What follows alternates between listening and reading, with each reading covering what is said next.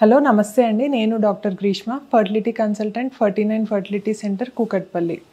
ఈరోజు మనం IVF success అనేది 100కి 100% అనేది మనం అవ్వచ్చా, సో అట్లా సక్సెస్ అవ్వడానికి అంటే 100% మనకు ఐవీఎఫ్ సక్సెస్ అవ్వడానికి తీసుకోవాల్సిన స్టెప్స్ ఏంటి, సో ఈ విషయం గురించి మాట్లాడుకుందాం. ఇప్పుడు ఏంటి అంటే మనం ఐవీఎఫ్కి వెళ్ళేటప్పుడు ఎప్పుడూ కూడా ఒక పాజిటివ్ ఫ్రేమ్ ఆఫ్ మైండ్తో వెళ్ళడం అనేది చాలా ఇంపార్టెంట్.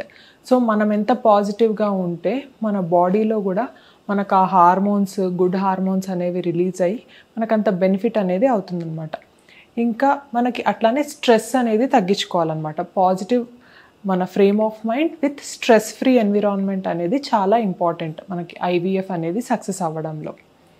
నెక్స్ట్ వచ్చేసి మనం ఇంకా వేరే ఏమన్నా చేయొచ్చా, సో అంటే పేషెంట్ వైజ్గా మీరు ఏం చేయాలి ఐవీఎఫ్కి వెళ్ళే ముందు. సో మనకి మంచిగా స్ట్రెస్ ఫ్రీగా ఉండాలి, పాజిటివ్గా ఉండాలి.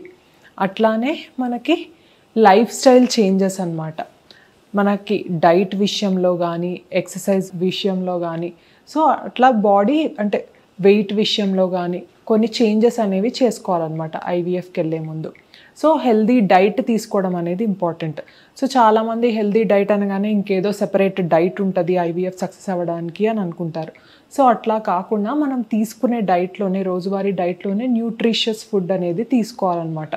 అంటే సరైన టైంలో తగినంత న్యూట్రిషియస్ ఫుడ్, ఫ్రూట్స్ కానీ, వెజిటబుల్స్ కానీ, డైరీ ప్రోడక్ట్స్ కానీ ఇవన్నీ డైట్లో ఇంక్లూడ్ చేసుకోవడము, కొంచెం వరకు డ్రై ఫ్రూట్స్ కానీ ఇవన్నీ మన డైట్లో న్యూట్రిషన్ అనేది ఇంక్లూడ్ చేసుకోవడం రైట్ అమౌంట్లో ఇంపార్టెంట్ అనమాట. అట్లాగే మనకి ఫ్రైడ్ ఫుడ్ కానీ, జంక్ ఫుడ్ కానీ, సో షుగర్స్ కానీ వీలైనంత వరకు తగ్గించుకుంటే మంచిది. ఇంకా నెక్స్ట్ వచ్చేసి కొంతమందికి ఏంటి అంటే వేరే రకమైన అలవాట్లు కానీ, అంటే టొబాకో చూయింగ్ కానీ, స్మోకింగ్ కానీ, ఆల్కహాల్ కానీ, సో ఇవన్నీ మనకి బంద్ చేసినట్టయితే కూడా మనకి ఐవీఎఫ్లో సక్సెస్ అనేది మనం ఎక్కువగా చూడొచ్చు అనమాట. నెక్స్ట్ వచ్చేసి పేషెంట్ వైజ్గా చేంజెస్ అనేవి ఇవి చేసుకోవాలన్నమాట. నెక్స్ట్ డాక్టర్ వైజ్గా, సో డాక్టర్ ఎలా చెప్తారు మీకు అంటే ఫస్ట్ మనం డాక్టర్ని కన్సల్ట్ అవ్వగానే సో ఫస్ట్ అసలు బాడీ అనేది ఎంతవరకు రెడీ ఉంది అవన్నీ చెక్ చేసుకుంటారనమాట.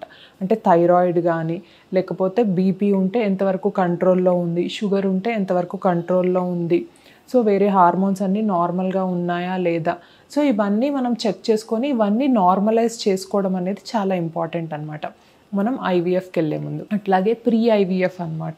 సో ఐవీఎఫ్ ముందు ఇంకా పేషెంట్ వైజ్గా ఏమన్నా చేంజెస్, సో అంటే మనకి ఏమన్నా ఎండోమెట్రియం ఎలా ఉంది, సో ఎండోమెట్రియంని బట్టి ఏమన్నా చిన్న చిన్న ఇష్యూస్ ఉంటే మనకి బేబీని పెట్టే ముందు హిస్ట్రోస్కోపీ, అంటే ప్రతి పేషెంట్కి అడ్వైస్ చేయము, మనం అవసరమైన వాళ్ళకి హిస్ట్రోస్కోపీ చేయించుకోవడము. అట్లాగే ఇన్ఫెక్షన్ ఉంది, క్రానిక్ ఎండోమెట్రైటిస్ ఉంది అంటే దాన్ని ట్రీట్ చేసుకొని ముందుకెళ్ళడము. సో ఇట్లా పేషెంట్ వైజ్గా కూడా కొన్ని డాక్టర్ని కన్సల్ట్ అవుతే డాక్టర్ చెప్పిన విధంగా చేసుకోవడం అనేది కూడా చాలా ఇంపార్టెంట్ అనమాట. నెక్స్ట్ వచ్చేసి ల్యాబ్ వైజ్గా కూడా మనకి ల్యాబ్లో మంచి డాక్టర్ని అప్రోచ్ అవ్వడం కూడా సక్సెస్ అవ్వడానికి ఇంపార్టెంట్.